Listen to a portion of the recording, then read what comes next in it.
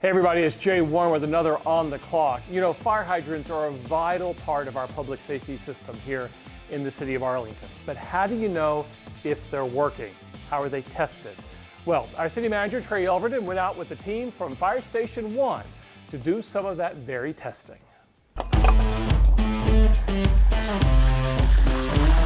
Thanks, Jay. Today I'm in downtown Arlington at Fire Station 1 on Main Street, and I'm here with Lieutenant Adam Evans, who's been with our department for 26 years, and it's going to help me get this straight to help the public understand. But in last year in particular, big wildfires out in California, I've received questions here locally about how do I know that my hydrant is working? How do I know there's a water supply there?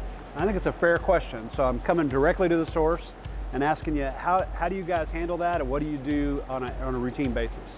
Okay, so we have roughly 12,000 hydrants in the city of Arlington, about 10,000 of those being city-owned and the other 2,000 being privately owned. And we basically have a system that we disperse all of those hydrants between our 17 stations and 3 shifts, where these companies go out and physically test every single hydrant in the city.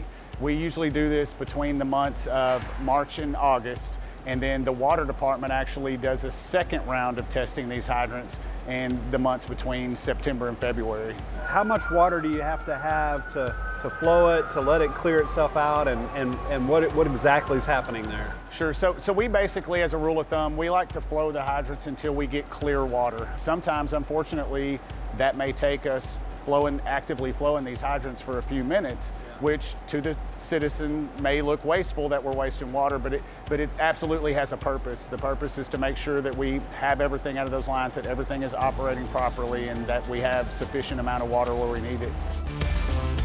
Now I'm out in the Arlington neighborhoods, and I'm here with one of our firefighters, Rowdy Vaquera, who's going to describe for us a little bit about how we go about the process of checking the hydrants. We're going to open up one cap, typically our large steamer in the front. Then we're going to tighten that back up, and then we're going to slowly open the hydrant. We'll close that back off. Okay. So at this point, we're going to open it back up, and we're going to get water flow. This will be done for approximately 3 minutes. Now that I've watched you do this, I think it's my turn to go check maybe one right down the street. So let's go check out another one and see if I got the task. Got what it takes. Okay. Yes, sir. Yep.